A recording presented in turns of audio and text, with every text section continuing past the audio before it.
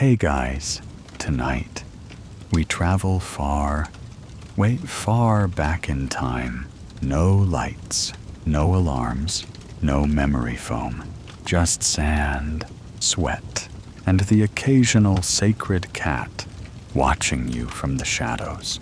You're going to experience life as one of ancient Egypt's pyramid builders. That's right. Linen loincloth, flint tools, sore feet, and all. And let's just say, you probably won't survive this shift without a nap. So, before you get comfortable, take a moment to like the video and subscribe. But only if you genuinely enjoy what I do here. Drop a comment with your location and what time it is where you're listening from. I want to know who's winding down from a long day or just avoiding sleep entirely. Now, dim the lights. Maybe turn on a fan for that soft background hum, and let's ease into tonight's journey together. You wake up with a start. Someone's shouting outside your hut again. It's the same voice as always. Your overseer, rainy, blaring about lost daylight and lazy bones before the sun's even over the ridge. Your bed is a woven mat on hardened dirt.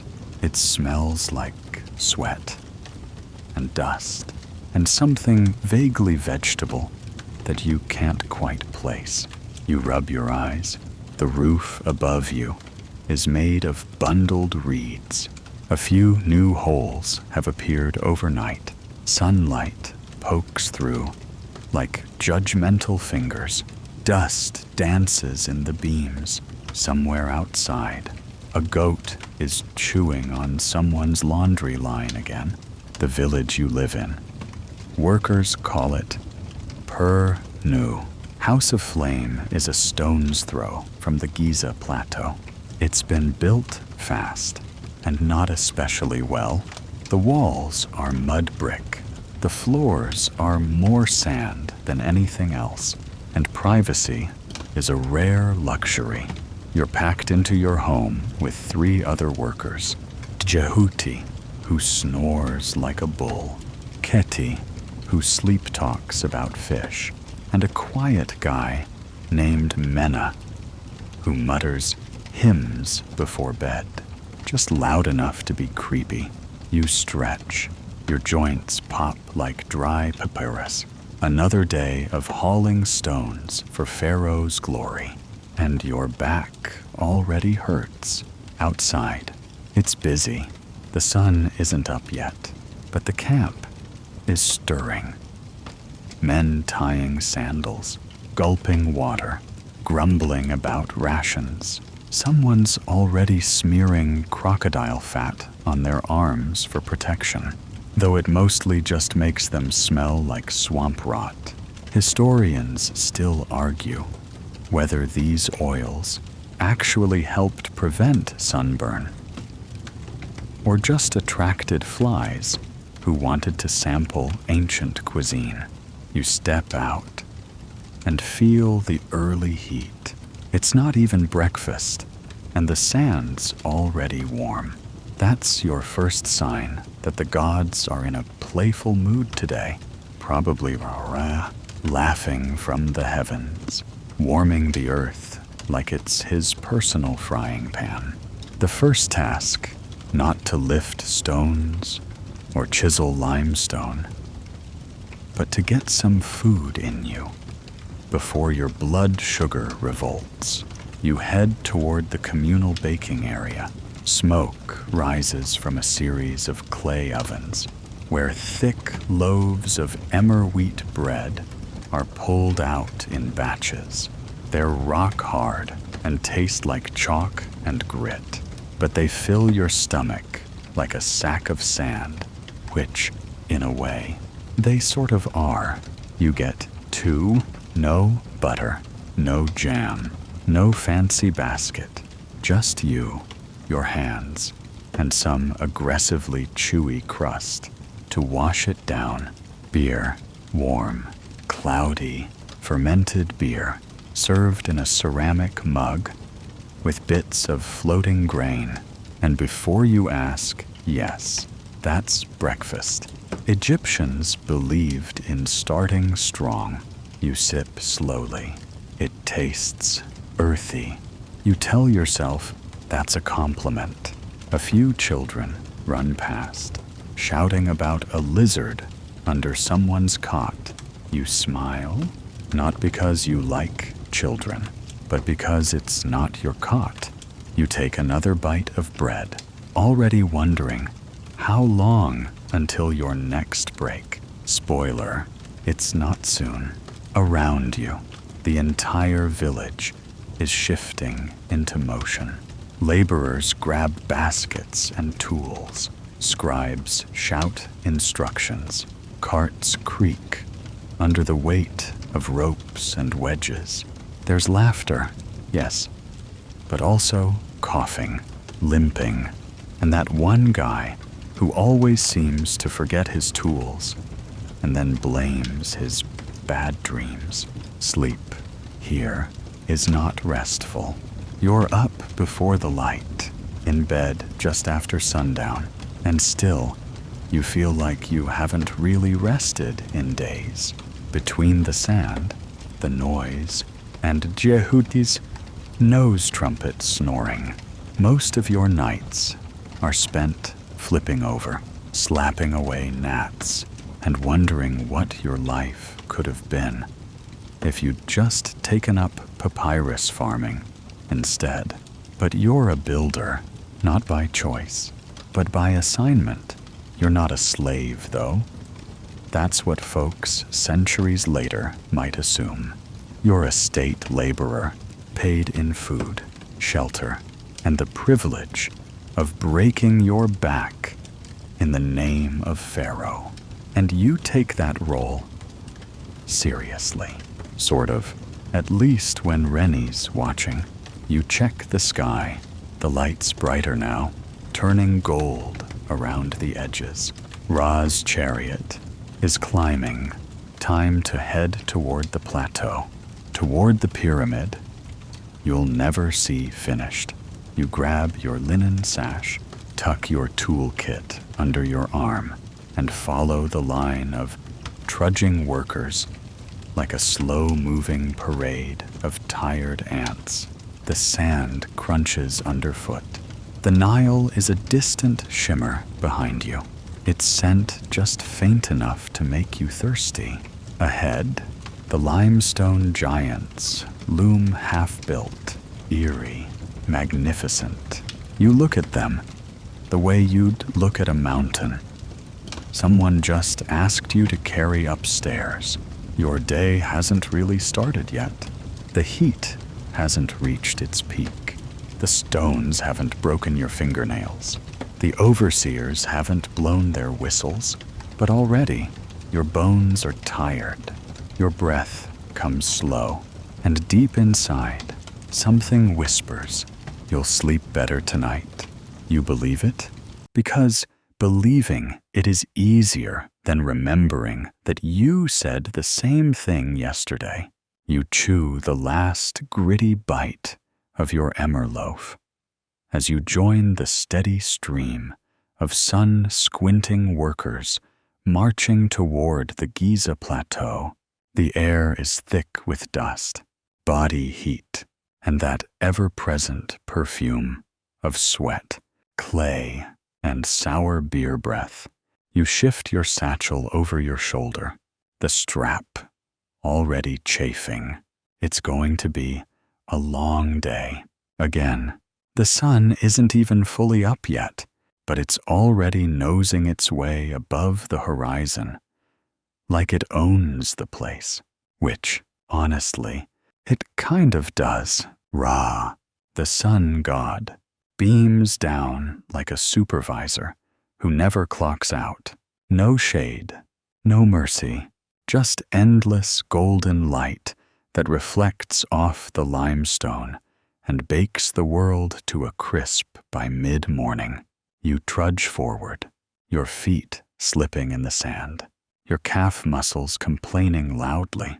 You pass through the perimeter markers of the laborers' village. Nothing more than stacked stone posts and clay markers etched with symbols. No guards today. The overseers figure if anyone tries to run, they'll die of thirst long before reaching the next town. It's motivating. Ahead, the noise of the construction site begins to build.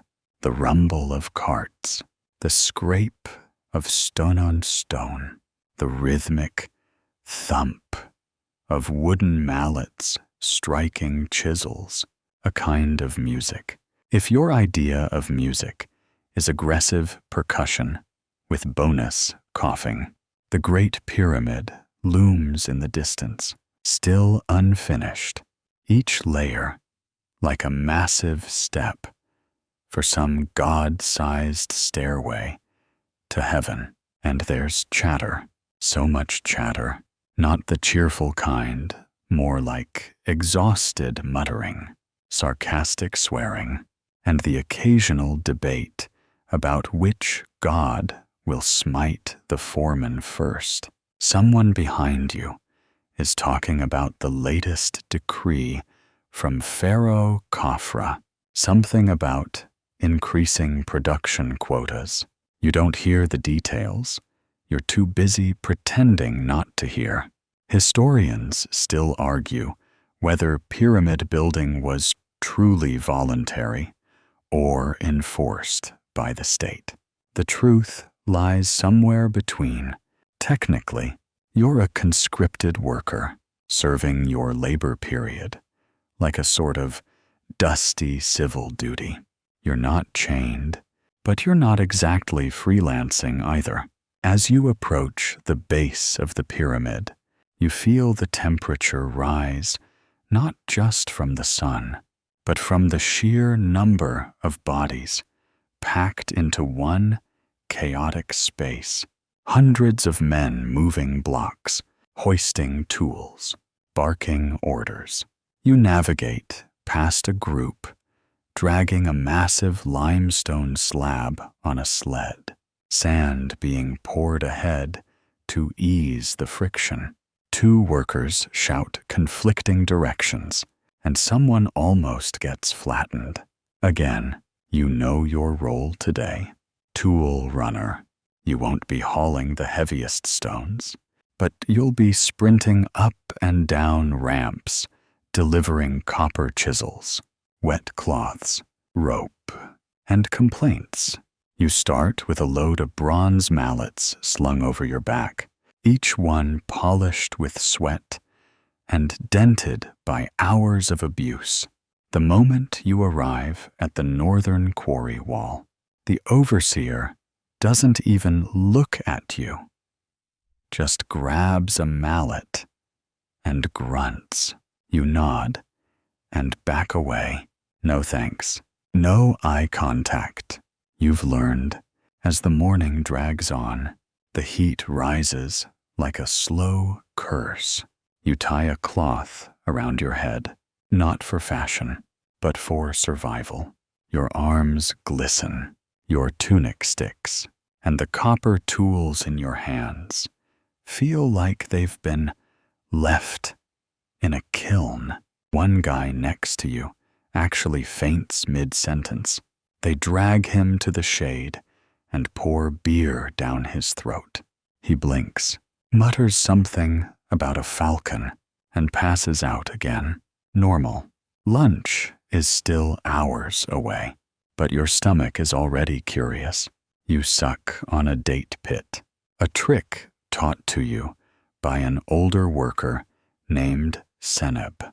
Supposedly, it keeps the mouth wet and staves off hunger. It mostly makes you feel like you're chewing on regret. To distract yourself, you glance at the pyramids, massive, eternal, painfully bright in the sunlight. You wonder how long this thing will actually take to finish. 10 more years, 20.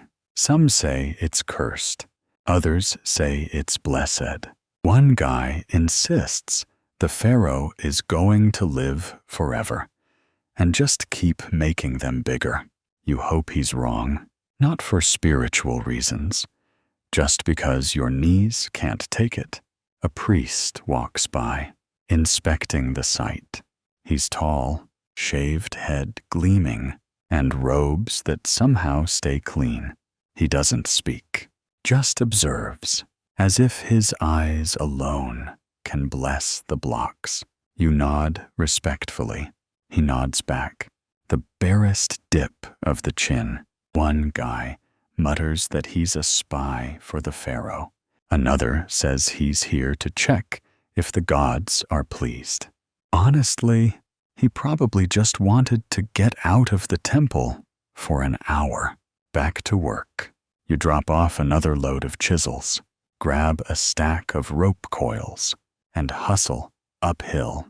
The ramps are steep and slippery, made of mud brick and sweat. You pass workers smoothing blocks with sand and grit, chanting rhythmic work songs. The words don't matter.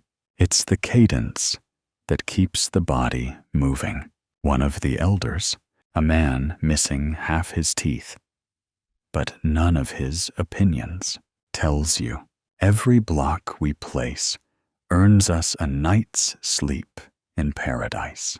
You nod, partly moved, and partly wondering what the paradise policy is on back pain.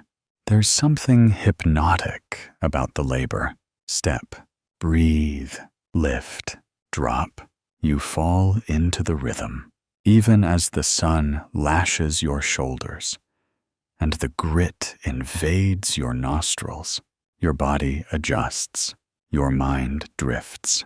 You wonder if your family back home has enough grain, if your brother's apprenticeship with the boat builders will work out, if the gods can hear you when you mutter curses under your breath. You won't stop until the midday bell.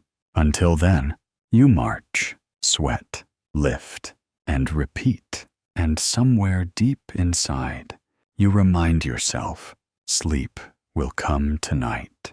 Probably late, probably brief, but it will come.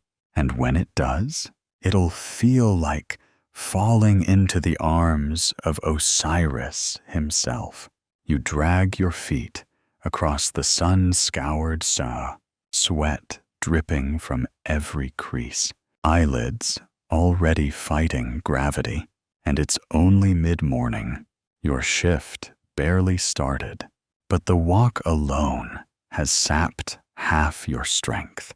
Around you, the laborers march in loose formation, tools clanking against wooden sledges, bare feet slapping against the dry earth. The chatter's thinner, now burned off by the rising heat. But there's always someone whispering about Pharaoh's latest decree. You catch fragments as you walk beside two older masons, both of them thick-armed and sun-darkened. One claims the pharaoh has ordered a new ceremonial ramp built for his personal chariot, right next to the burial shaft. The other swears he overheard a scribe say the pyramid's interior chambers are being expanded to hold more treasures. You don't care. All you care about is whether there's going to be extra beer at the next rations drop. The sun has crested now, full and relentless. It beats down like a punishment, glinting off white limestone blocks stacked high on sledges, their surfaces so bright they hurt your eyes. You squint under your makeshift cloth wrap. Every breath, hot and dry, sand clings to your skin like it's trying to move in permanently. As you approach the base of the pyramid, The scale of the place swallows you again. The stepped structure rises ahead, blocks laid in nearly perfect alignment, each one weighing as much as a small car. You can't help but marvel. It's like standing beside a mountain, but one that didn't used to be there. Men built this. You're building this.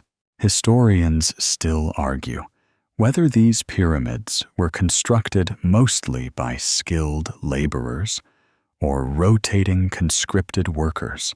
But as you tromp past teams of sculptors, brickmakers, foremen, and rope pullers, it's clear this operation doesn't care about debates. It only cares about progress. You get waved over by your supervisor. He has one eyebrow and zero patience. He tells you to join a sled-pulling crew, moving a fresh-cut block up the access ramp. Your arms already ache in anticipation, but you nod. It's not like you have a better offer. The sled team is a ragtag mix. 3 strong men, with shoulders like oxen, one scrawny teenager who looks like he might snap in half, and a guy named Hori who insists on singing while working. Loudly, off-key, the sled is loaded with a slab of limestone, freshly quarried, its surface chalky and pitted. You each grab a rope, bracing yourself against the inevitable pull. Then comes the heave. The rope bites into your palms, even through the coarse linen wrapping. You lean your weight into it, legs sliding slightly in the sand, knees trembling. A water boy dashes past, pouring liquid onto the track ahead of you, just enough to reduce friction. Not enough to help your back. You chant with the others. Not words, just guttural syllables. To keep the pace. It's the only music that exists out here. No flutes, no lyres, just the rhythm of strained lungs and creaking wood. Every meter gained is a minor miracle. You shuffle forward, thighs burning, ignoring the grain of rope digging into your flesh. The sled scrapes and groans, jerks, then slides again. You hear someone vomiting in the distance. No one pauses. The sun doesn't care. Breaks come rarely. And without warning, you're told when to stop by the same overseer who yells when you slow down. Finally, after what feels like half a day, you're waved off. You collapse in the sliver of shade, cast by the pyramid's eastern wall, breath rasping in your throat. Like dry reeds in the wind, you reach for the clay flask tied at your belt. Lukewarm beer, flat and thick, but it's wet. You swig, swish, and spit out the sand that snuck in. Then you lean back, staring up at the white stone towering above you, still miles from finished. Each block in that wall is a victory, a small piece of sleep you've earned with muscle and bone. Someone near you is talking about the vizier's latest visit. Apparently, he showed up last week with a procession of priests and scribes, inspected 3 ramps, and declared the southern slope pleasing to the gods. That same afternoon, 3 workers were reassigned to tomb carving as a reward. You wonder if pleasing the gods always translates to extra meat in your stew. Then there's the gossip about Pharaoh himself. Some say he visited the site in disguise, just to watch the workers. Others claim he's never seen it at all. One guy says he's been dead for a year, and the priests are hiding it to keep the project going. You don't say anything. You've got enough to worry about without adding undead rulers to the mix. You're called again, this time to help with a lever crew. It's easier than dragging, but still brutal. You wedge wooden beams under half-placed blocks, helping to adjust their positions with brutal, calculated precision. There's no room for error. A misplaced block means curses, bruises, and sometimes crushed fingers. And yet, there's a strange pride in it. You and the others, covered in grime and sunburnt beyond recognition, are building something that'll last longer than memory, longer than Pharaoh, maybe even longer than the Nile itself. This isn't just a tomb, it's ambition set in stone.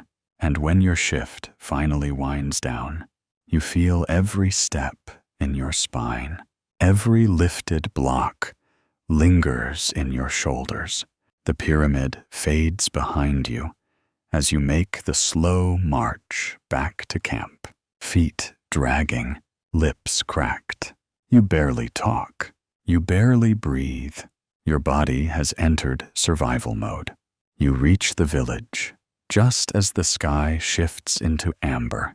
Smoke from cooking fires hangs low. The smell of lentils and something vaguely meaty drifting through the huts. You peel off your sash and flop onto your mat. Your hands are blistered. Your knees are gritty. Your eyelids heavy. You'll sleep soon. You hope, unless Jehuti starts snoring again, or Mena starts chanting, or someone's goat gets loose in the dark.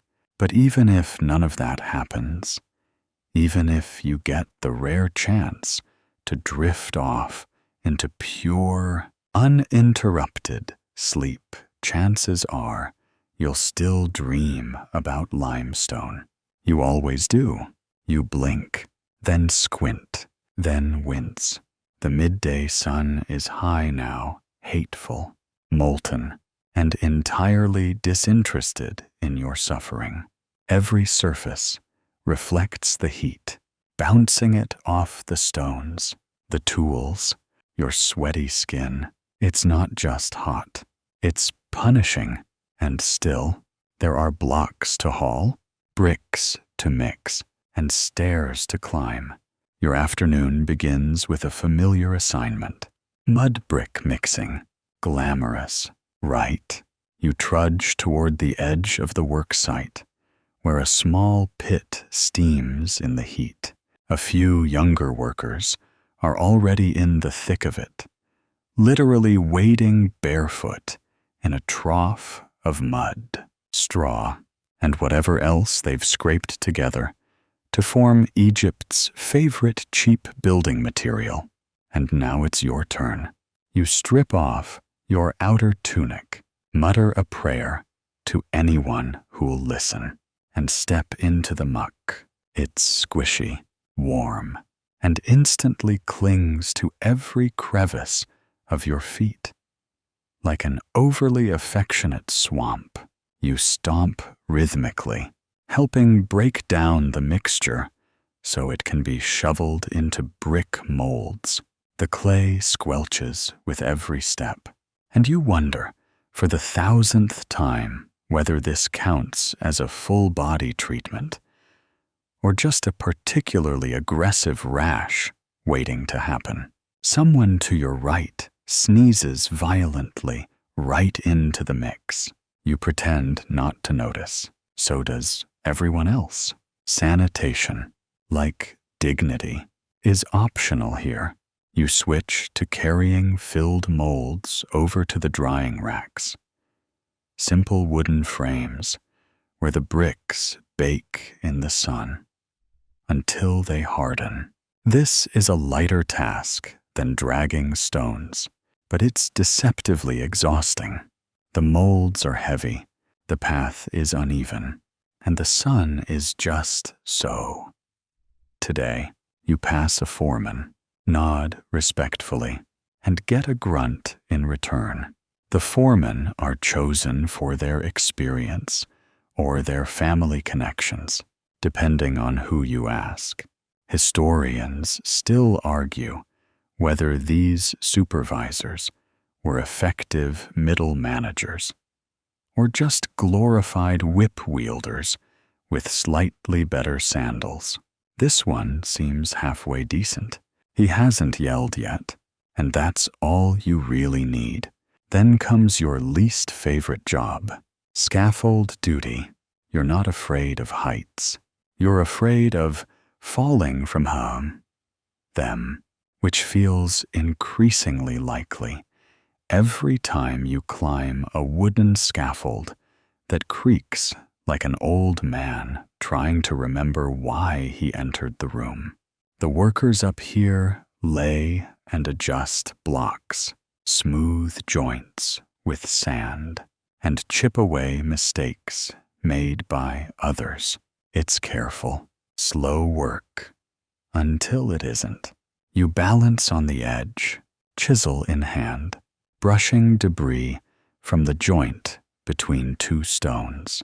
One false move, and you could lose a toe, or worse, be the reason a block shifts and crushes someone below. So you focus. You don't look down.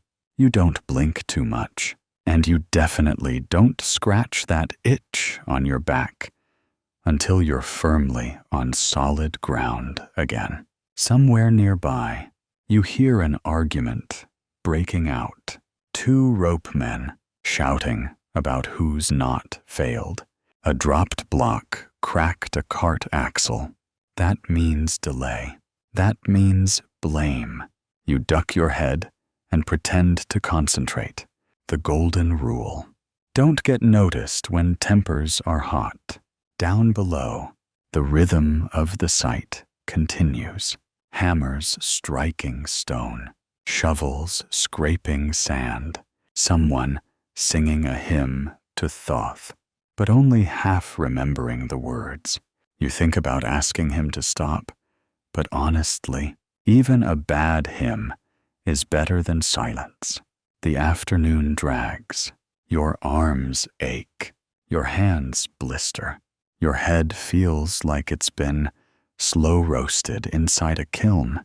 You daydream, just briefly, about sitting in the shade with a chilled pomegranate, about floating in the Nile, not caring if crocodiles show up, about being anywhere but here. But even daydreams feel heavy now, like they weigh more than the bricks. Eventually, you get your moment of respite, a water break. You huddle under the narrow shadow of a stacked block, gulping down from a shared jug. The water tastes slightly muddy, but cold enough to make your eyes flutter shut in relief. The guy next to you, Seti, a former fisherman who always smells faintly of dried perch, leans in with the latest rumor. He says the vizier has ordered astrologers to inspect the stars above the pyramid. Apparently, they're checking alignment. If the pyramid's not pointing to the right constellation, the gods might be offended. You raise an eyebrow. Really? After all this effort, Ra might still be grumpy because the angle's off by a hair. Seti shrugs. The gods notice details. He says, you nod. Fair enough. You've seen priests argue for an hour over the color of a ritual sash. Then the bell rings well. Not a bell exactly, but a signal drum made from hollow wood and stretched hide. It's the sound you've been waiting for. End of shift. Except it's not. It's shifting stations. Time. You groan quietly. This time, you're on hall duty, helping move completed bricks bricks from the drying rack to the storage area. This involves lifting, stacking, and trying not to accidentally knock over a wall that took half a day to build. By the time you're done, your muscles are humming, not the pleasant hum of a job well done, but the angry buzz of, "You've overdone it, and we're going to make you pay later." You start walking back toward the village, moving slower now, much slower. Each step kicks up a puff of fine dust. You pass the same goat again, still chewing someone else's laundry, and offer it a tired nod. It ignores you. Fair, the sun's heading down, and the colors of the desert shift from gold to copper. Shadows lengthen. The pyramid glows softly, no longer a monument of pain, but a quiet, hulking presence against the horizon. You glance at it and feel something strange. Not pride exactly, not yet, but maybe ownership. You're part of that now. Your sweat is inside it. You arrive at camp. Your legs are jelly. Your back feels like it belongs to a different species. Someone passes you a bowl of lentil stew and a hunk of bread. You nod. Thanks. Too tired to speak. You eat slowly, methodically, every bite restoring a tiny piece of you. And then, at last, you lie down. Your mat is no softer than this morning. Your limbs are still sore. The air is still dry, but sleep, it's right there, ready to grab you by the ankles and drag you under. You close your eyes, knowing full well that tomorrow will be the same or harder. But tonight, for a few precious hours, you get to forget that the bricks are heavy, the scaffolds wobbly, and the sun unforgiving. Tonight, you sleep like the living embodiment of exhaustion. You wake up, curled in the same position you fell asleep in, which means your shoulder is numb, and your leg is twitching like it's still hauling bricks. You can't tell if it's morning yet, because your eyelids are coated in the fine dust that settles over everything. But then the familiar sound filters through the still air. Rennie's voice, like a rooster, crossed with a sandstorm. It's time to start again. But today's different. Today is the one mercy the gods, or at least the foreman, allow. A midday break, not lunch, not a nap, but a brief moment to shove food in your face and sit in something vaguely resembling shade. And if you're lucky, maybe stretch your back without being yelled at. You arrive at the rest area, a cluster of large stones and low tomb walls on the edge of the site. No, you're not in a tomb yet, but there's something ironic about using them for shade while building a bigger one. You sit, grateful for the coolness the stone offers, even if just barely. Out comes the food.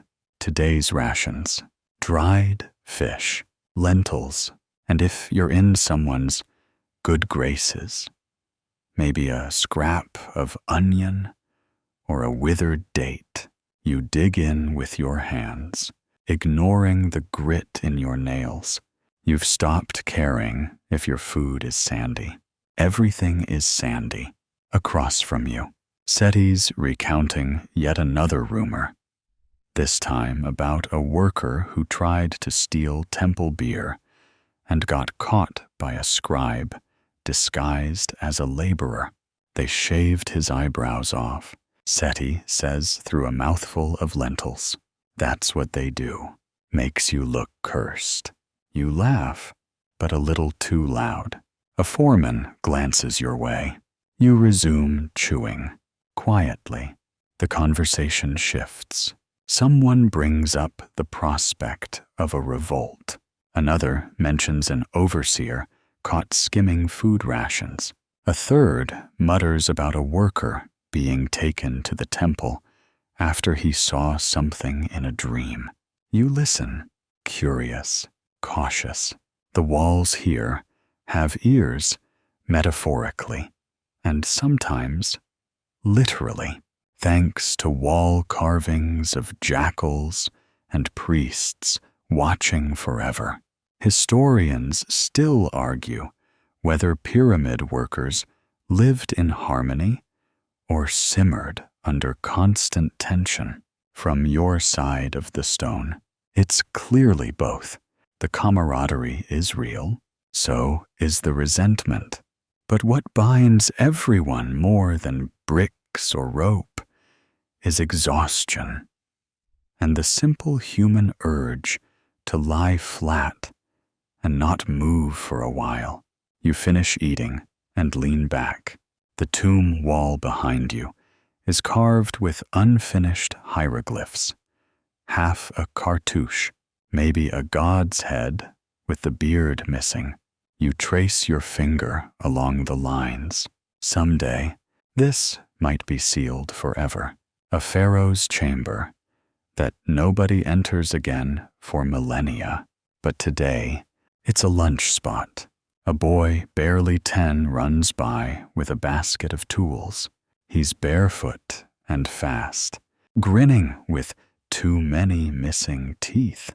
You remember being that age, chasing goats, skipping chores, dreaming of anything but stone. Now here you are, a living pulley system in human form. Life has a sense of humor, just as your spine begins to melt comfortably into the stone behind you.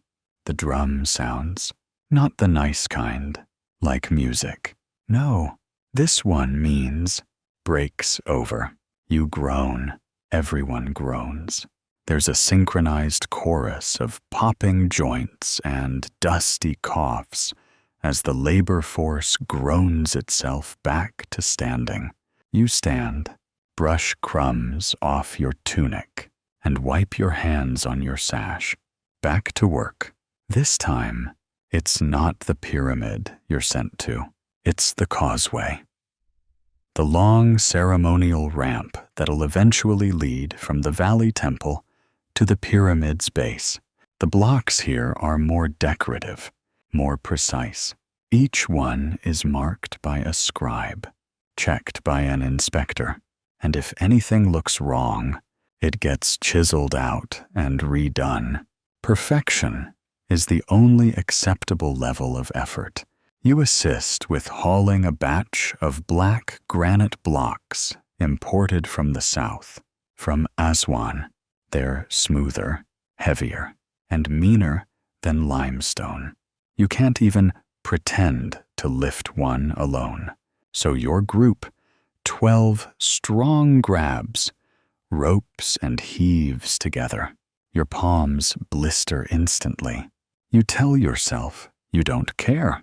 You focus on the rhythm. Step, pull, step, pull. A priest walks past and sprinkles water in front of you, chanting a blessing to Ptah, god of craftsmen. It smells like myrrh. You'd prefer something that smells like rest. You finish the haul just as your knees start wobbling. One of the scribes, wearing clean linen and far too much eyeliner, nods in your direction. Approval, maybe. Or maybe he's just writing your name down in case the stone shifts overnight. As the afternoon fades, the wind picks up. It stings your arms with sand and grit. Someone swears loudly and gets swatted by an overseer. You duck your head and keep working. Almost done. Almost. You make one last trip to the chisel tent, collecting blunt tools to return to the blacksmith. His forge hisses and spits, the heat rivaling the sun itself. You drop the chisels, nod, and step away quickly. The smith nods back, already lost in his work. He's one of the few workers who doesn't sweat, he boils. As dusk finally begins to take hold, you're released. The sun drops lower, and a slight breeze finally sneaks in from the river. It brushes your neck like a cool whisper. You sigh. You made it. Back in the village, the air smells of cooking again. You spot a woman grinding grain on a stone, her hands moving rhythmically, almost hypnotically. Kids chase a dog in lazy circles. Someone tunes a small lyre and plays a few sleepy notes. You collapse onto your mat. Not even your cousins, talking in his sleep nonsense, can keep you from falling into that delicious space between pain and sleep. The line blurs. You think about bricks. Then you think about floating. Then nothing. Tomorrow, the sun will wake you again. But tonight, your body gets to forget. You wake up to someone's foot in your face. Not aggressively, just the natural result of 4 grown men sharing a space meant for 2, flopping around on straw mats like exhausted cats. You squint into the dimness of your hut, smell last night's stew, still clinging to the air, and try to move your neck without it sounding like a broken harp. But no time for that. The call's gone out again. The overseer's whistle. Shrill, relentless, cuts through the village like a blade. You grunt and sit up. Your back protests. Your knees offer a counter-argument. Your arms simply give up. It's another shift, and this time, you're on scaffolding assembly. You shuffle out into the dusty morning with half-tied sandals, a piece of dry bread in one hand, and a copper tool in the other. The bread is hard enough to dent stone. You gnaw at it anyway. Your jaw gets a better workout than your legs. The walk to the site feels longer today, even though it's the same as yesterday. That's the trick. Fatigue layers on like sediment. Your bones are carrying not just one day's tiredness, but all of them, a pyramid of exhaustion beneath your skin. At the plateau, the wind has picked up. Good news for your sweat glands, bad news for your job. You're part of the crew rebuilding a scaffolding section, knocked loose by last night's storm. The winds aren't gentle out here. They don't caress, they slap. The old wooden beams shaved from imported cedar, if you're lucky, palm trunks. If you're not, now lie cracked and scattered. You'll need to dig footings, restabilize the frame, and re-anchor the ramps by noon, or the foreman might throw your name into the complaint ledger. You and the team start dragging beams. The wood smells of sun and resin. It scrapes your palms raw. No gloves.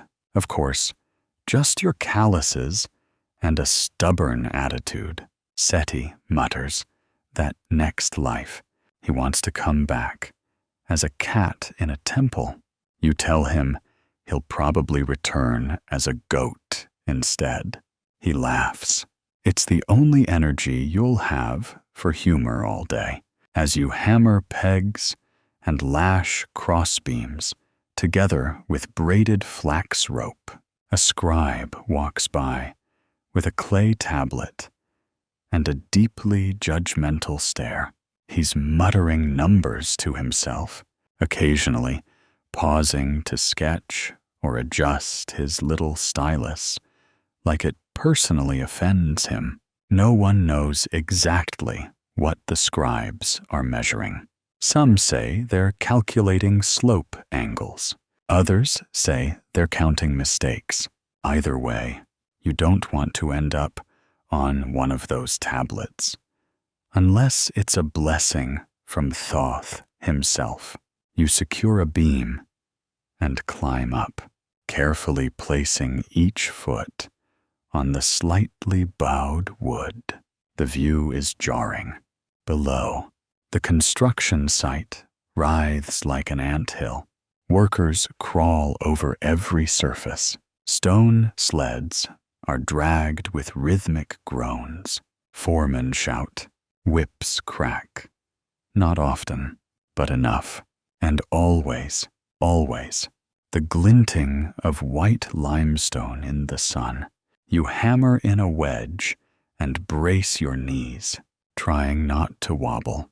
A gust of wind rushes past. You grip the rope tighter. Falling doesn't just mean pain. It means humiliation and paperwork. You do not want to be the reason the priest gets summoned with a healing chant and an unimpressed look. You pause to breathe.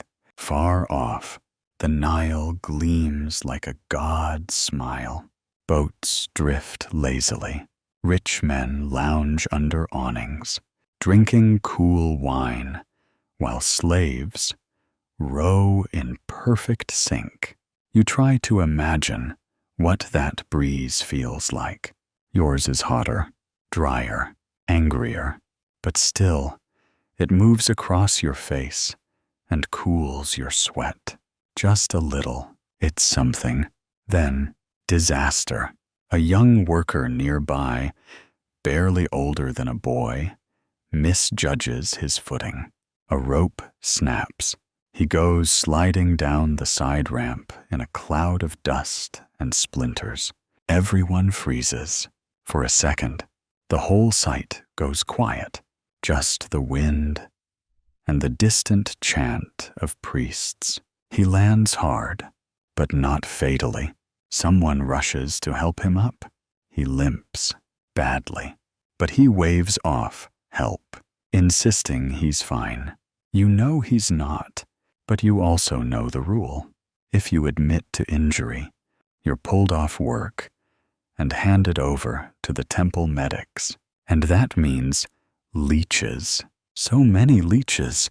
Historians still argue whether ancient Egyptian medicine was advanced or just extremely confident. Either way, if it involves honey, crocodile fat, or getting your forehead branded with a sacred symbol, you'd rather just walk it off. You descend the scaffolding with care, legs shaking a bit more than they should. The rest of the day's tasks blur together. More hauling, more climbing, more tying knots that definitely wouldn't hold up in a flood. Eventually, you're reassigned to the storage tent, where tools are counted and bricks are tallied by very serious men with very serious beards. One older worker jokes that the bricks reproduce when no one's looking. You nod. It feels true. Then there's the boredom. That's the part no one talks about. The quiet moments. The lulls between tasks. When you sit on a crate, sip warm beer, and try not to think too hard. Your mind wanders. You picture your mother's kitchen, your sister's wedding, that stray cat that used to follow you home like it owed you money. Sometimes, these quiet moments are worse than work because they remind you what's missing. Rest, softness, silence. You don't get those here. Just duties, orders, and the constant ticking of an invisible clock. When the shift finally ends, You're too tired to walk. You shuffle. Back at camp, your cousin has commandeered your spot on the mat again. You grumble and push him off. He grumbles back, then rolls over and starts snoring immediately. You lie down next to him, arm still twitching from the day's labor. The stars are out tonight. You can see Orion, what Egyptians call Sa, the soul of Osiris. You wonder if he's watching, and if he is, does he see you? You hope not.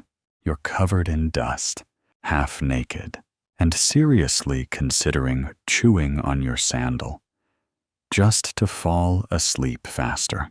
But somehow, despite it all, your eyes drift shut, your breath slows, and you fall into sleep, into the void, into a dreamless space where nothing is heavy and nothing ever needs to be built again. You wake up to the smell of goats again. You don't own goats. No one in your hut owns goats, but someone nearby clearly lets theirs wander freely through the alley between huts. And now, your shoulder smells like something that spent the night in a pen. You rub your eyes with the back of your hand and sit up, sand clinging to your face like it's personally offended that you slept. It's another morning. Your body has officially filed a protest. Muscles twitch, blisters sting, and one of your knees makes a sound like dry papyrus every time you try to stand. You manage to wobble to your feet anyway, because Pharaoh's pyramid won't build itself, and even if it could, he'd still find a way to yell at you from the afterlife. The shift begins with tool duty. You carry copper chisels to the base of the pyramid, where a small team of stonecutters is already at work, chipping away with the sort of concentration usually reserved for heart surgery. You're not in that team. You're in the moving stuff around until your back snaps team. Today, that means moving wooden scaffolds to the southern slope, then helping build out a support path with sandbags and palm trunks. These aren't clean jobs. They're messy, repetitive, and somehow manage to leave both your shoulders and your patience frayed beyond repair. Still, there's a rhythm. Lift, drag, grunt. The sun's not too brutal yet, and a faint breeze from the river carries the sweet, murky scent of Nile water and fish. It's almost pleasant until the dust blows back into your mouth mid-breath and ruins the moment. As the day drags on, the pyramid grows higher. That means longer ramps, tighter scaffolding, and more trips up and down. Every step on those slanted mud brick inclines feels like your thighs are being punished for something you said in a past life. Maybe that joke you made about Ra's bald spot. By noon, your body moves on habit. The sweat has soaked through your tunic. Your hands look like they've been scraped across sandstone, which, well, they have. You take a short water break. 2 gulps, no more. And then it's time for yet another joy of pyramid building. Hauling scaffolding poles. They're long, awkward, and always manage to tilt just enough to hit someone in the shin. Yours, again. You start to notice the signs of wear on everyone. Shoulders slumped, eyes half-lidded. A young man, 2 years your junior, sits down mid-shift, and just stares into the dust like he's forgotten what a nap feels like. You want to sit next to him, but the overseer is circling again, squinting like he's deciding who to motivate with a lecture about sacred duty. And then finally, shift change. You limp toward the village, the pyramid glowing in the evening sun like a smug monument to your pain. Someone nearby hums a work song under their breath. The words are mostly nonsense, but the rhythm soothes your steps. Back in camp, the fires are already lit. Lentils are bubbling. Flatbread is warming on stones. And someone has managed to find a fish. You don't ask where. You just eat it when offered. And then it happens. You're just finishing dinner when a boy runs through the camp, yelling something about a gift from the priests. You look up in time to see him wave a scroll in the air, dramatically, like it's a festival announcement. Turns out it's not for everyone. Just a generosity gesture from a temple downriver. They've sent balm and cloth for the injured, and a few temple workers to administer relief, which is how you find yourself lying shirtless under a small canopy, your back being rubbed with something sticky that smells like sweet resin and overripe figs. The temple worker, a woman about your age, says nothing as she smears the salve on your shoulders. Her hands are calloused, but gentle. You close your eyes. It's the first moment in days you've let someone else touch your skin in kindness. Historians still argue whether these temple healers truly offered effective medical care or were more ceremonial in purpose. Honestly, you don't care. The balm cools your skin, numbs the ache, and smells better than anything you've encountered in weeks. That's enough. You thank her with a nod. She nods back, then moves on to the next groaning worker. You return to your hut, feeling slightly human. You share a water jug with Seti, who has managed to obtain a handful of dried figs from somewhere shady. He gives you one. You chew slowly. It tastes like sugar and dust. Delicious. You lie down, letting your mat hug your shoulders. Your cousin's already asleep. Mumbling something about hippos, you smirk and shift onto your side. The air tonight is cooler than usual.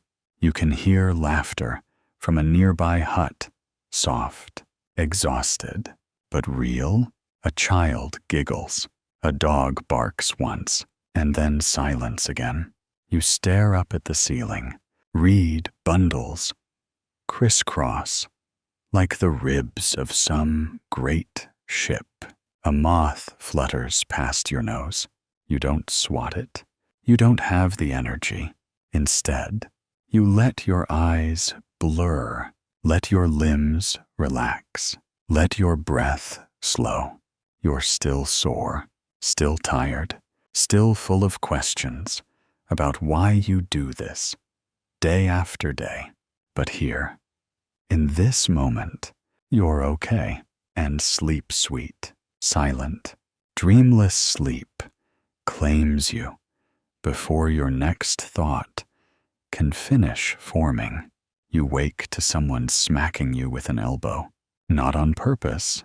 Probably your cousin has rolled over again and claimed half the mat, one knee lodged under your ribs, and his mouth open in the exact direction of your ear. He's snoring. Of course, he always snores, like a dying ox with rhythm. You slide yourself off the mat like a sand-crusted eel, trying not to wake the others, though the ambient noise of morning shuffling feet, clay bowls clinking, low conversation means they're waking anyway. There's no such thing as privacy here, no such thing as a solo moment. Outside, the village is stirring. Fires flicker under clay pots, and workers gather in small clusters, hunched over their bowls of porridge-thick bread mash and watery beer. You grab your portion and eat slowly, chewing around the bits of grain that somehow survived the grinding stone. It tastes like sleep deprivation, with a hint of goat. But today isn't a heavy Labor Day, not for you. Today is rest rotation. Or at least, that's what they call it. What it really means is that you don't haul stones.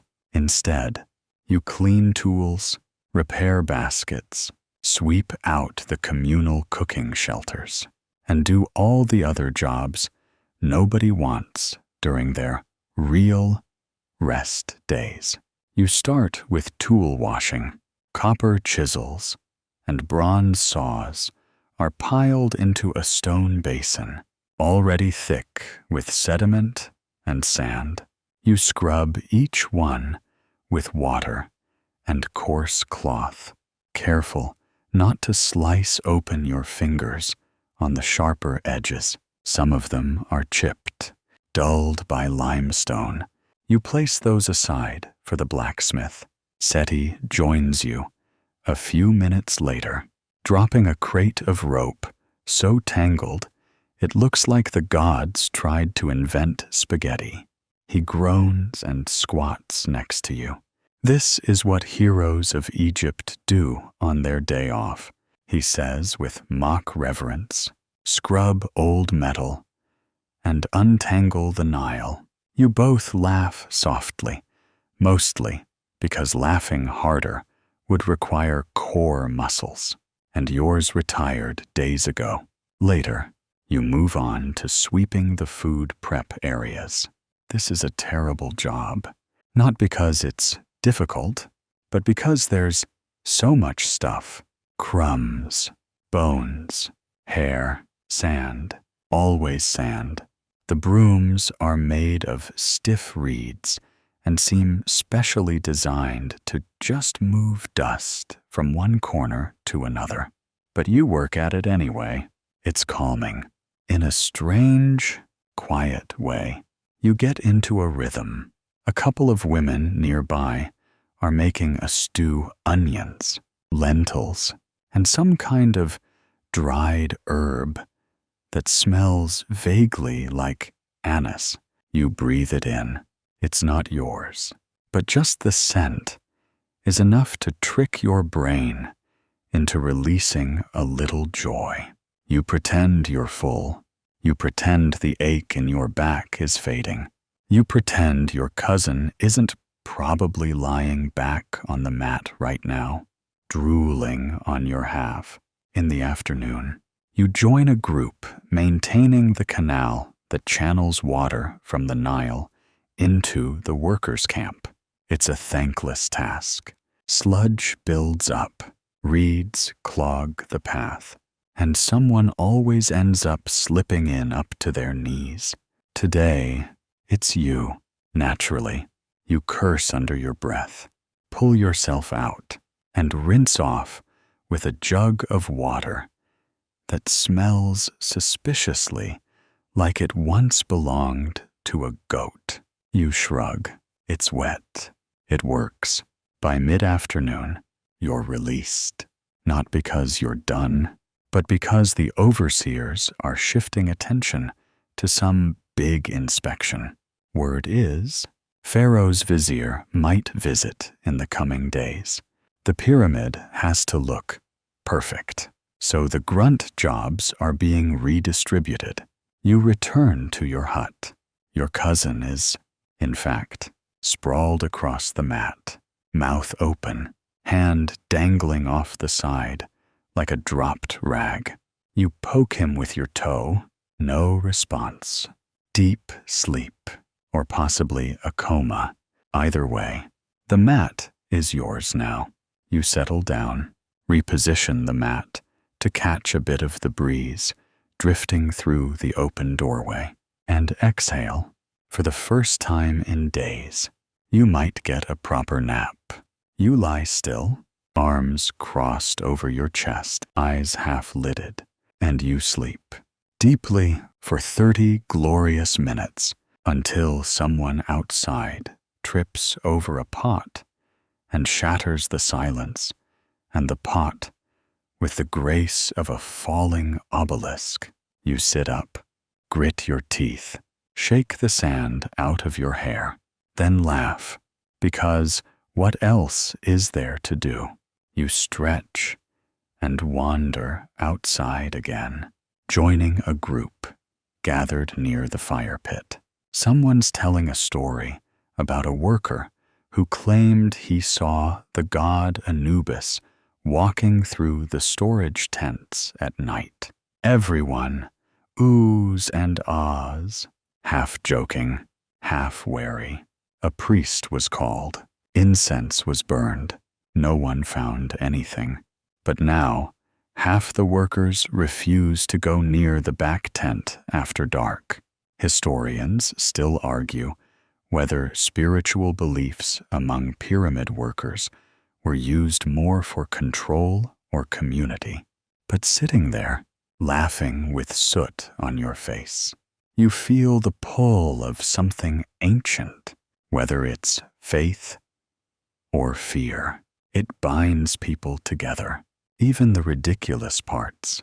That evening, you share stew with Seti, laugh about the tangled rope, and trade half a date for a slice of fig bread.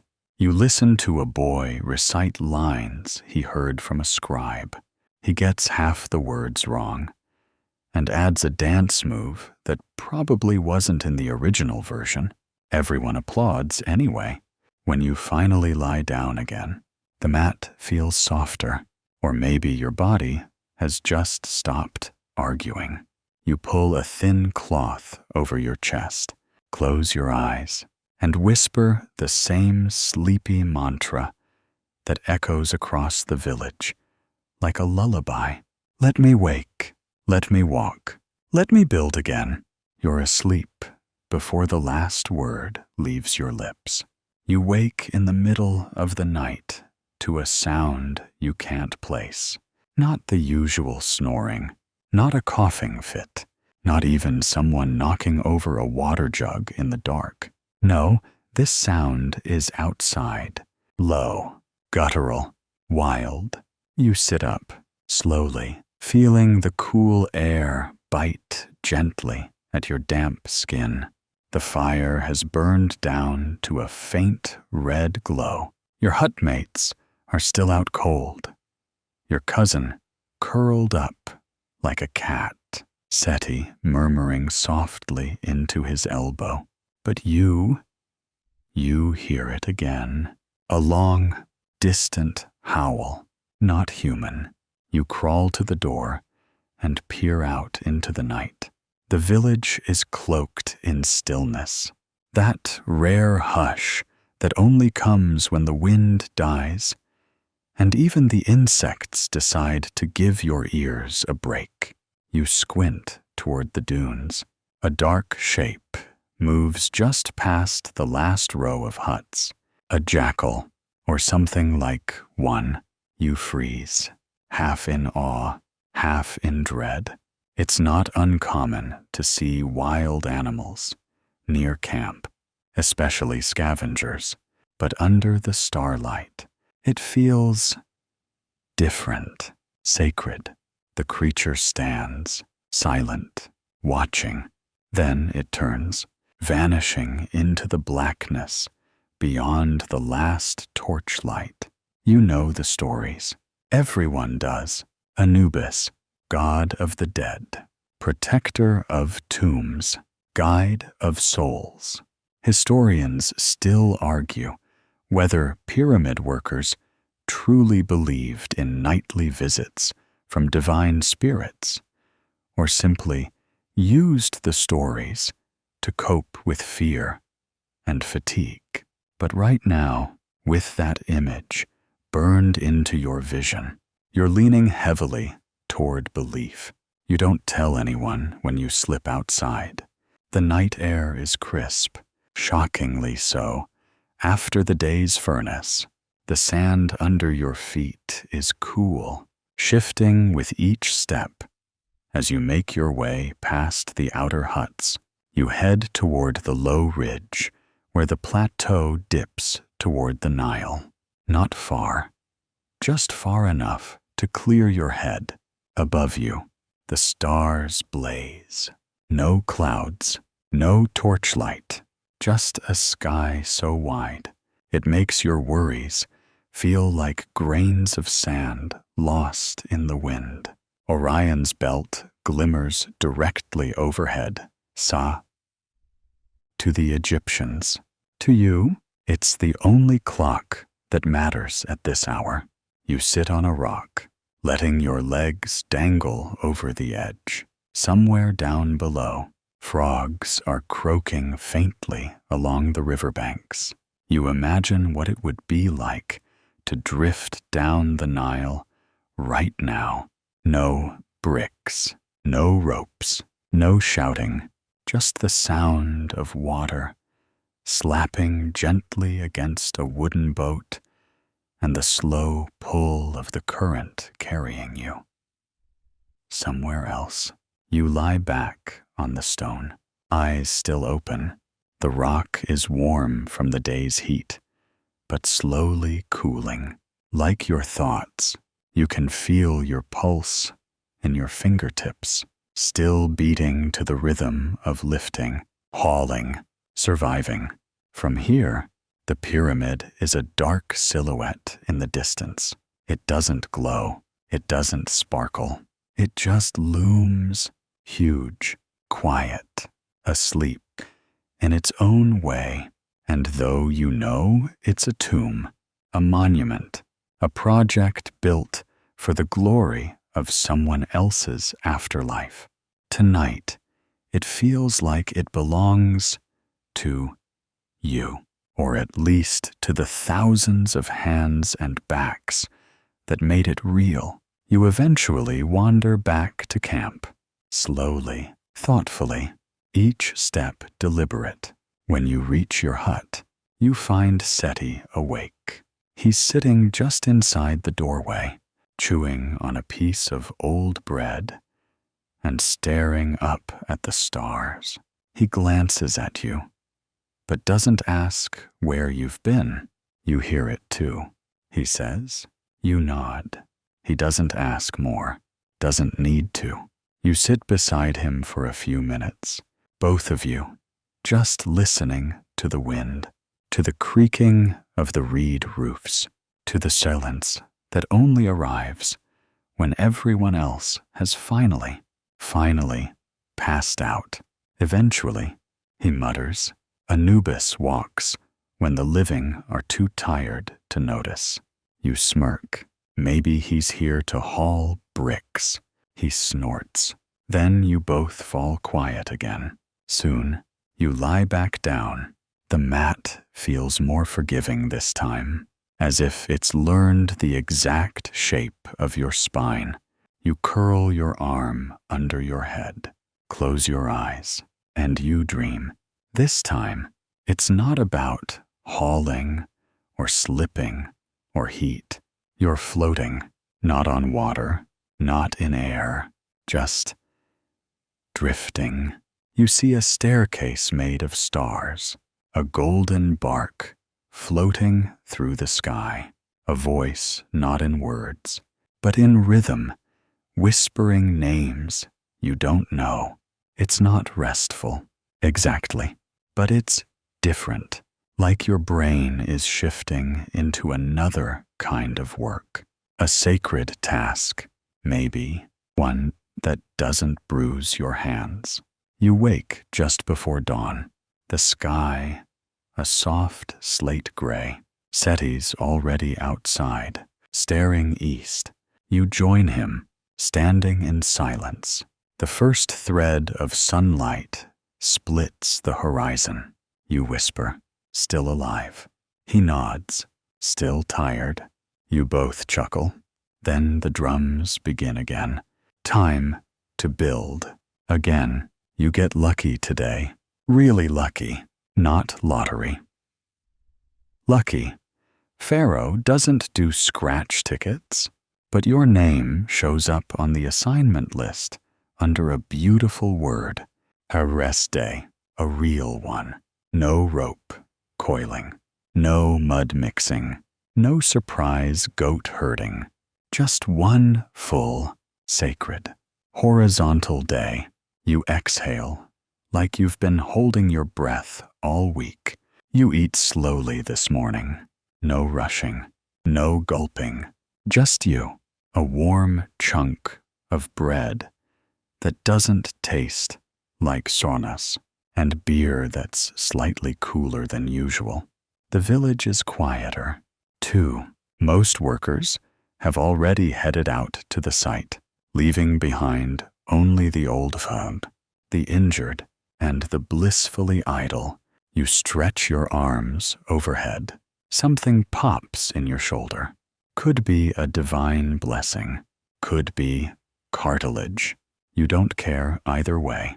The sun is climbing, but not yet cruel. You find a spot beneath a date palm, not far from the small workers' shrine tucked between two storage huts. It's not much, just a clay altar, a painted statue of Ptah with flaking gold, and a few offerings left by others. Onion, rings the real kind, bits of bread, a copper ring. You lie down on a reed mat someone left behind. Fold your hands across your chest, and for the first time in forever, you close your eyes. On purpose, you don't expect to sleep, not with the distant echoes of hammering and shouting still drifting up from the work site. But sleep sneaks in like a clever thief, slipping past your aching muscles and into your bones. You drift and you dream. You're floating down the Nile on a small boat made of papyrus. The river glows blue and silver beneath you. Your hands trail in the water. Every time you look over the side, you see not fish, but eyes, dozens of them, watching, blinking. At the front of the boat stands a jackal-faced figure, Anubis, silent, regal. He doesn't speak. He just raises a hand and points toward a distant pyramid, glowing gold in the sun. You blink, and you're inside it. The walls are lit with torches, and every stone has your name carved into it. Not just once, over and over, like a chant, like a spell. You reach out to touch one, and the stone is warm. You wake to someone gently nudging your foot. A young priest in training, barely more than a boy, gives you a sheepish look. Festival soon, he says, pointing toward the shrine. Stay if you want. You do. A few villagers and workers start to gather, wearing clean linen, if they've got it, or just their least filthy tunic. If they don't, the priests bring out incense, small trays of dried flowers, and bowls of perfumed oil. There's no formality here, no grand temple, pillars or statues tall enough to shame a mountain, just a community, trying to remember the gods care. Even when your knees ache, the chants begin. You don't know all the words. You mouth along anyway. There's something hypnotic about the rhythm, low, even, calm. It rocks through your chest like a lullaby. You forgot you knew. You close your eyes again. No dreams this time. Just breathing. Just peace. Someone plays a flute, badly, but no one minds. A child stumbles into the gathering and lets out a shriek of laughter, then runs off again. A woman offers a basket of dates, and you take one. It's sweet, sticky. You lick your fingers. Seti eventually joins you. He sits cross-legged and immediately nods toward the statue. You think they're listening, he asks. You look up at Ptah, god of craftsmen, of builders, of makers. His face is calm. Still, I think they hear more when we're not shouting. You reply. Seti snorts. Then we've got terrible timing. Later in the afternoon, after the shrine has emptied, you walk along the edge of the village, past the storage pits and the laundry stones, down toward the fringe of scrubland where the real silence lives. A few herbs grow wild here mint, desert thyme, some brittle plant that smells like old shoes when crushed. You find a patch of shade beneath a low wall and lie down again, this time facing the pyramid in the distance. It looks smaller from here, less intimidating, still impossible, but familiar now. Like a mountain you've climbed every day of your life without ever reaching the top. You hear footsteps. A group of workers off shift wander by, laughing quietly. One of them carries a clay jug slung over his shoulder, the others arguing about which scribe has the prettiest handwriting. You recognize a few faces. One of them, a bricklayer, nods at you, respectfully, not like a joke, like someone who knows what your shoulders carry. You nod back. Eventually, you head back to your hut. You light a small oil lamp, settle on your mat, and pull the cloth over your chest. There's no snoring tonight. No talking. No goats chewing anything they shouldn't. Just the slow, even breath of the village around you, rising and falling, like the river itself.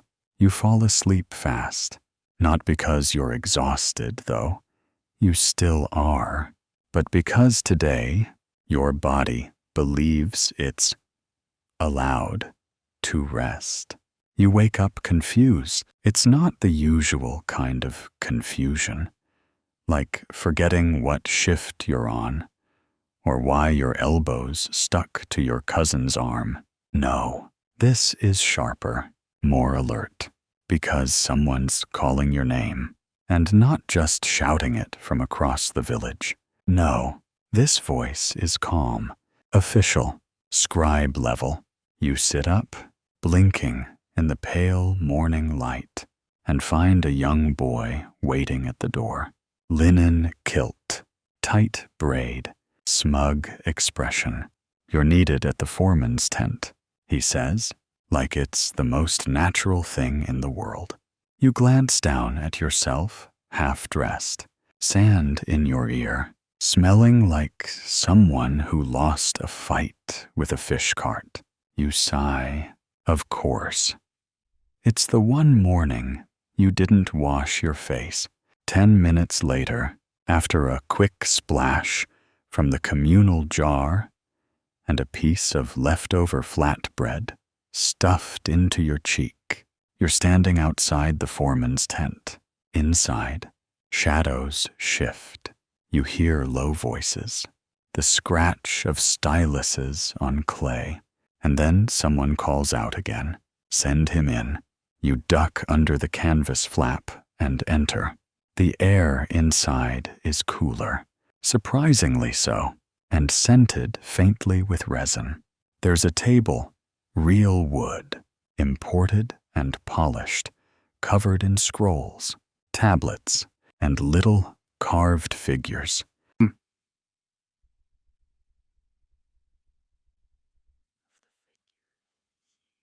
Or, more likely, someone like you, arms hunched under a stone block.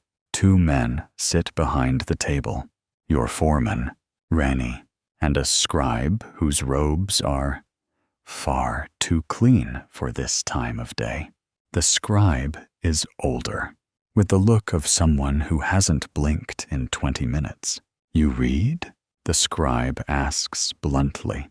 You hesitate a little. You say, you can trace your name, count to a few hundred, and recognize the word for rest day. That's something. Good. He nods. Come with us. And just like that, you're conscripted into the strangest shift of your life. Turns out, one of the junior scribes fell ill, or possibly faked an illness to avoid heat stroke and papyrus rash, and they need someone to assist with record keeping, not writing, necessarily, more like listening, observing, carrying tablets, not dropping them. You follow the scribe.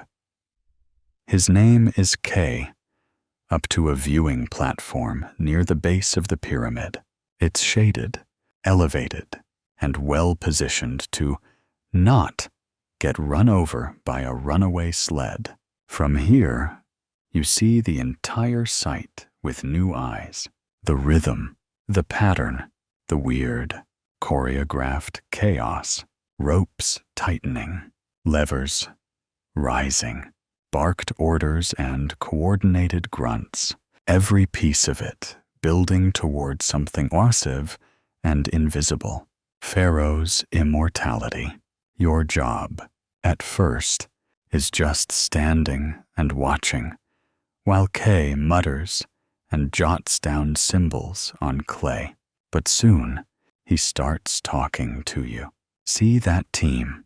He points to a group hauling granite behind quota by 2 blocks this week.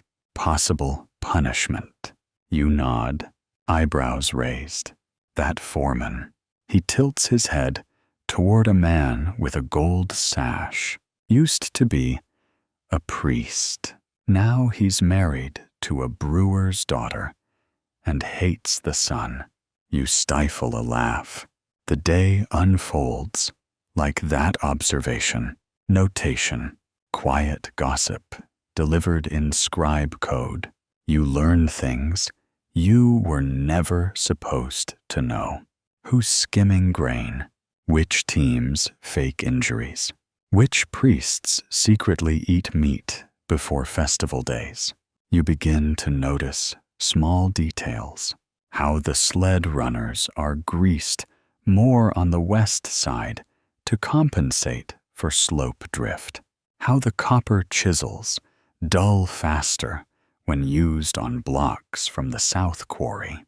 How the laborers work harder when the vizier's chariot is seen on the horizon, even if he's just passing through. Everything's watched, Kay says casually, especially the watchers.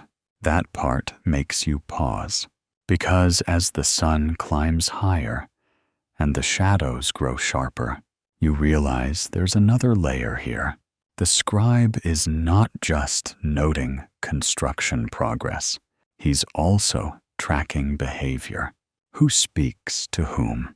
Who grumbles? Who shines? At one point, he hands you a tablet. Write this, he said.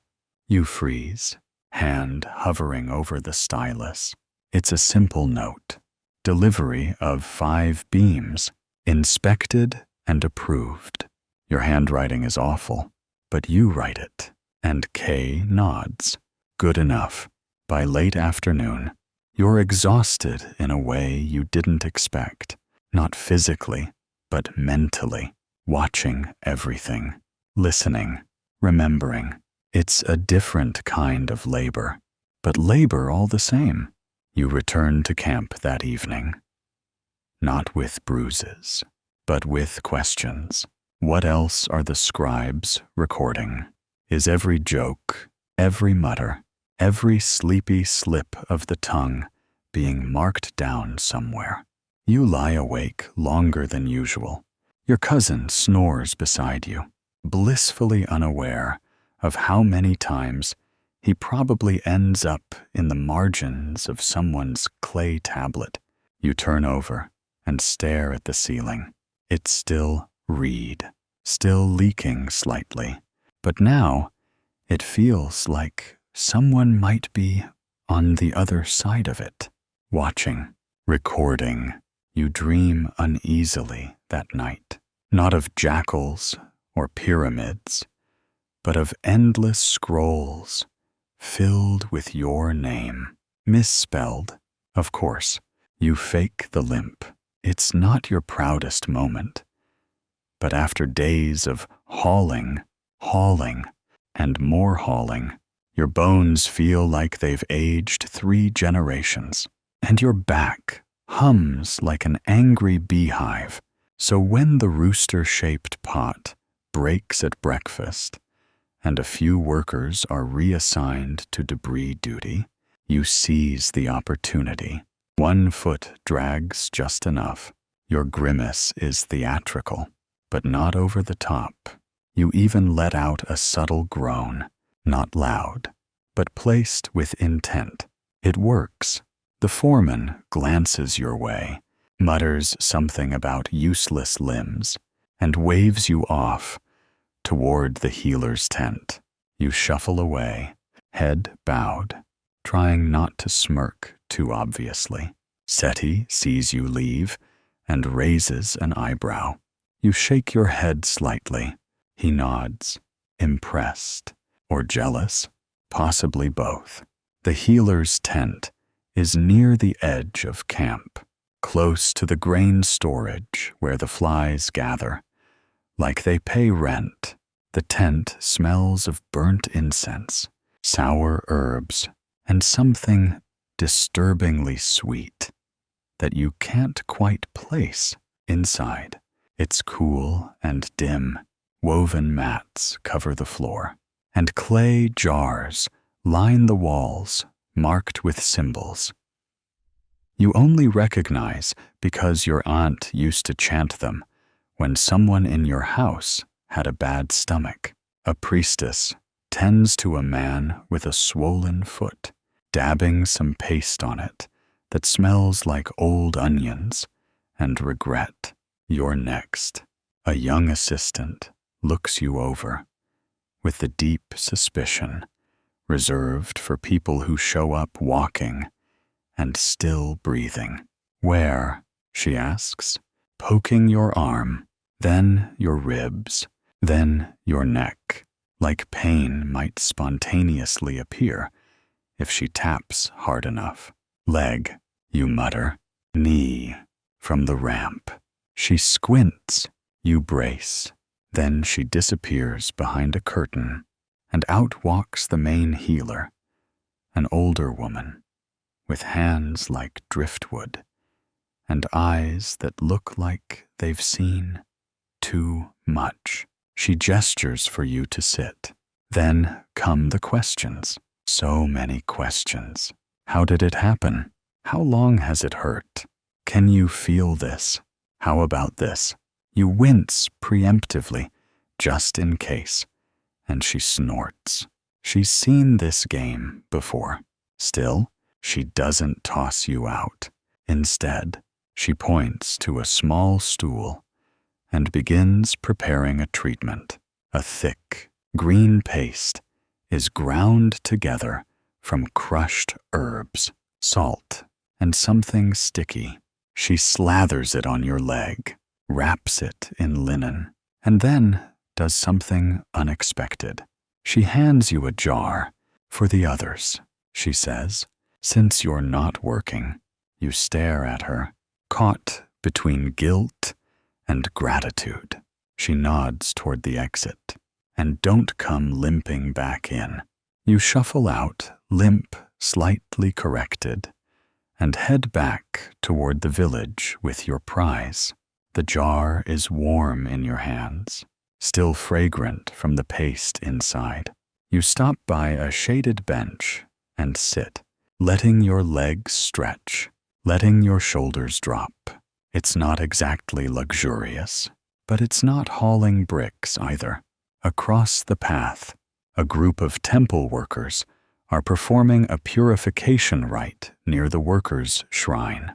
They chant rhythmically, splashing water over their shoulders, flicking incense into the air.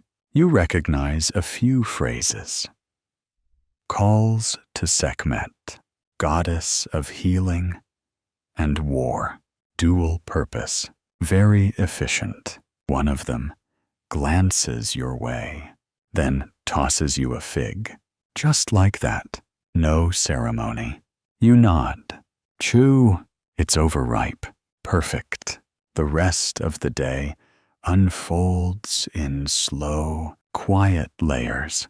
You nap just briefly under the eaves of a storehouse. You talk with an older worker named Hetepi, who claims he once met Pharaoh face to face. He says Pharaoh sneezed and blamed the weather, and everyone applauded. You laugh harder than you should. Hetepi doesn't smile. He just shrugs. Happens. You deliver the healer's jar to a younger worker, nursing a real injury.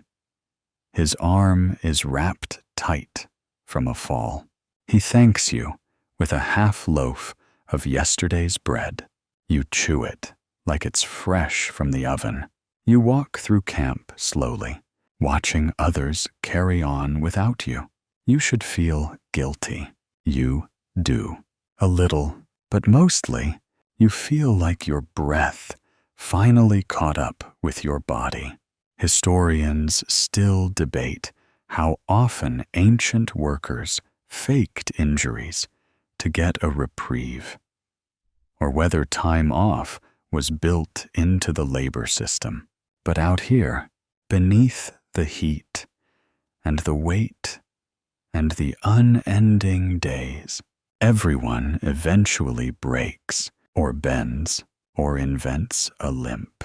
Later that evening, as the sun sinks low, you return to the healer's tent, not because you're summoned, but because something inside you wants to say, thanks. The old healer is there, grinding herbs, humming something wordless. You place a small token on her table, a carved bead from your sash, polished smooth from years of wear. She glances at it, then at you. No more fake limping, she says. You nod, only the real kind. She almost smiles. Back at your hut, your cousin is polishing his sandals for some reason. Seti is asleep, face first in a bowl of grain. You lie down next to them, your legs stretched, your back resting against the cool mat. Tonight, your body doesn't scream. It murmurs, and your mind, it drifts somewhere quiet, somewhere you're not being watched, not being measured, not being listed on someone's clay tablet as slightly underproductive. You fall asleep like you mean it, and stay there. You wake up with a memory still clinging to your skin, like morning mist. It's not real, at least. Not the physical kind of real, but the dream was sharp, clear, a temple, a staircase that led nowhere, a falcon staring you down, then flying straight through your chest. You sit up, heart ticking a little too fast. Seti's awake, too. He's staring into his breakfast with the distant intensity of someone either contemplating the gods or trying to remember if he dreamed about falling into a mud pit again. You nudge him. Weird dreams. He nods. Too much beer, he mutters, but his eyes flick toward the shrine at the edge of the village, like he's not so sure. You finish eating quickly and, without entirely deciding to, walk toward the workers' shrine. It's small, no larger than a storage shed. Clay walls, painted with fading depictions of Ptah, Osiris, and Anubis. Offerings lie in bowls outside the door. Flowers, pebbles, onion skins. One extremely ambitious date cake that has definitely seen better days. Inside, the air is cool. Still, a small fire burns in a corner pit, casting orange shadows on the rough walls. A priest bare-chested, bald, with eyes like river stones, watches you enter. He doesn't speak, just nods. You sit in silence. He begins humming a low, resonant tune barely more than a vibration. It seems to settle in your chest like a second heartbeat without being asked. You close your eyes. You breathe. The priest moves around you, sprinkling what smells like crushed myrrh and old citrus. He places a stone in your hand. Heavy, warm. You don't open your eyes. You just sit, hold it, listen to the hum. Images begin to swim behind your eyelids. Not memories, not exactly, but dream-like moments pulled from somewhere inside. You standing at the top of the pyramid, staring down at a city that doesn't exist yet. Your mother's voice, counting bricks aloud, as if they were sheep. The falcon again, watching from the edge of a palm tree. Seti, asleep and smiling. When the humming stops, you open your eyes. The priest takes back the stone. Dreams are rivers, he says quietly, but the gods only drink from some. You nod, not entirely understanding, but feeling it anyway. Historians still argue whether dream interpretation in ancient Egypt was common among workers or reserved for the elite. But you know this. No one's not affected when they dream of falcons flying through their ribcage. As you step out of the shrine, the sun is higher, and the day's heat already beginning to settle across your shoulders. But your body feels lighter, not like you rested. Exactly. More like you've put something down, some invisible burden. You walk a little straighter. The rest of the day drifts by in small tasks. You carry bricks. You sand down the edge of a chisel handle. You patch a hole in your sandal with a bit of old rope. At lunch, Seti asks if you visited the shrine. You nod. He leans in. Did they give you the stone? You pause. Yes? He doesn't ask more, just offers you a bite of dried fig and says, "Mine was cold." You laugh, genuinely, and some of the lingering pressure behind your ribs eases. That evening, someone calls everyone to the center of the village. A scribe stands on a low crate, reading aloud the names of workers who've been selected to carry offerings to the temple in Saqqara, a rare honor. One of them is from your hut, not you, not Seti, but Mena, the quiet one who mutters hymns in his sleep. He blinks like he didn't expect to hear his name at all. He's escorted away with a group of others, all looking equally dazed.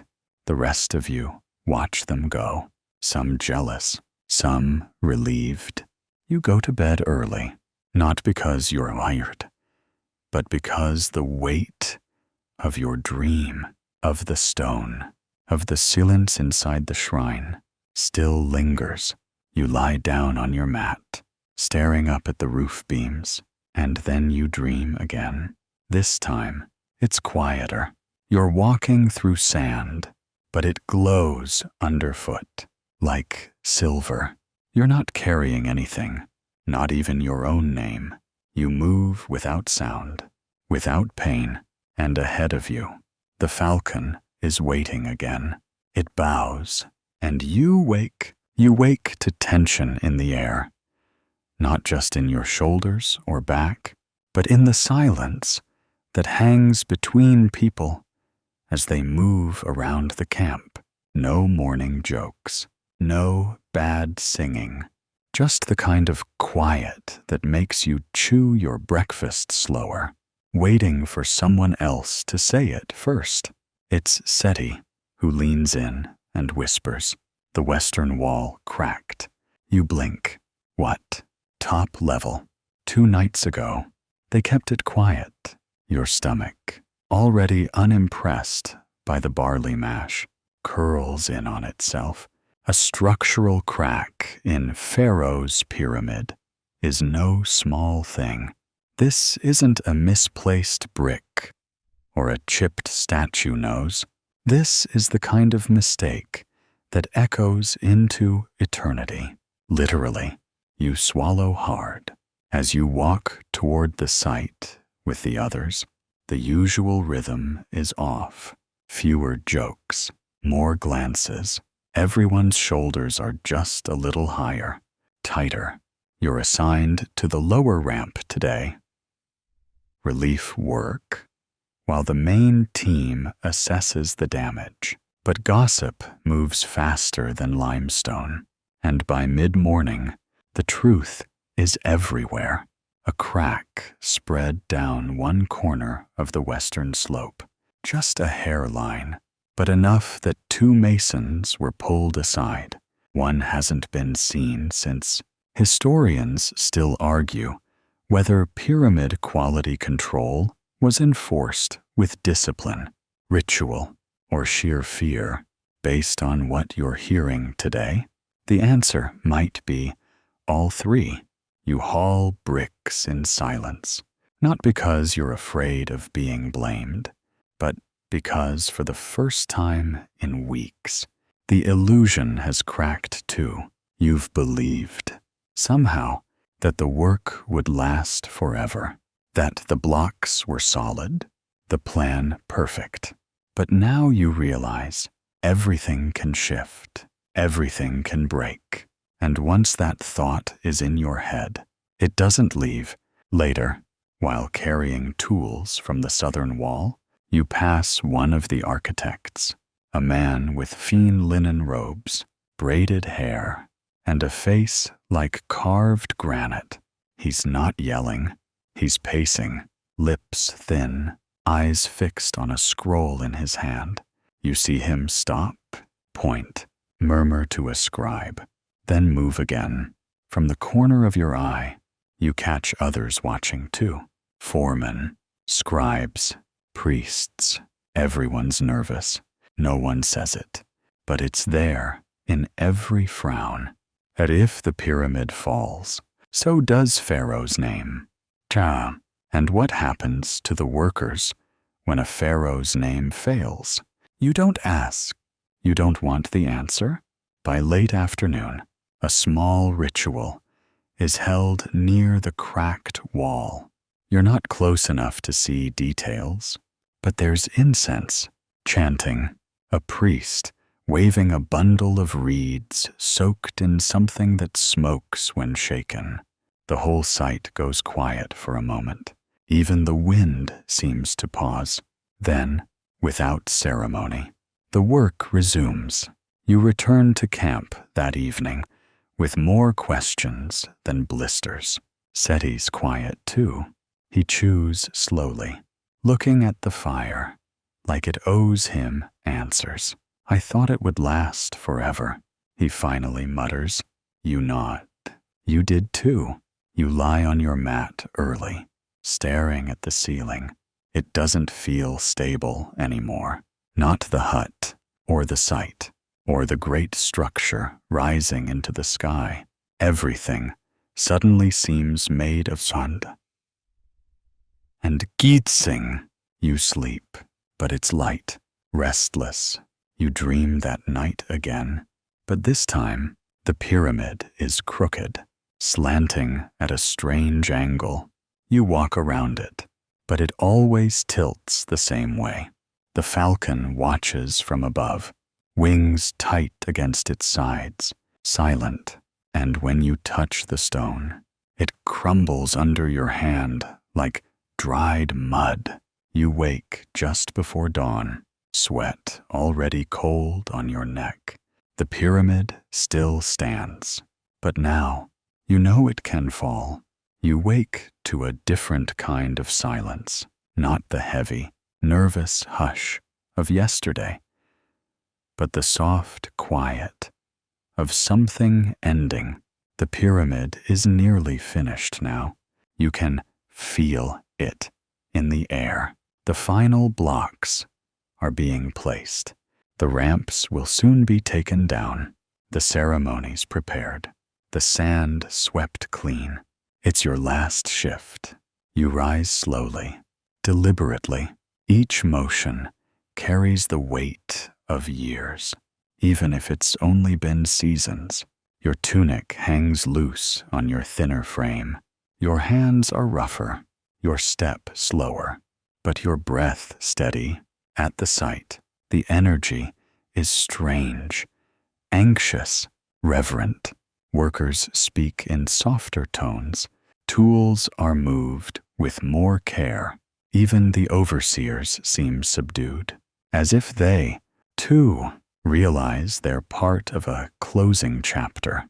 Your task today is ceremonial. You and a dozen others are chosen to carry the final batch of white limestone up the ramp. It's not the heaviest stone, not by far, but it is symbolic.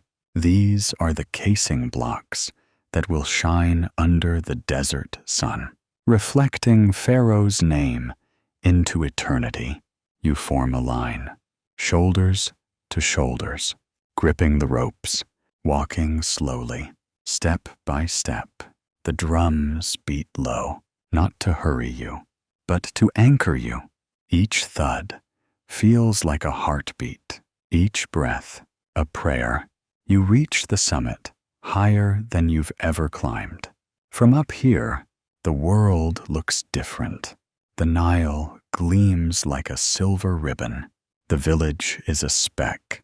The desert stretches forever, and the pyramid, it pulses beneath your feet, humming with the ghosts of every blister, every chant, every sleepless night. You place the stone, not just you, all of you, hands together, final alignment, and then stillness. There is no speech, no feast, just nods exchanged, eyes wiped, a silence held.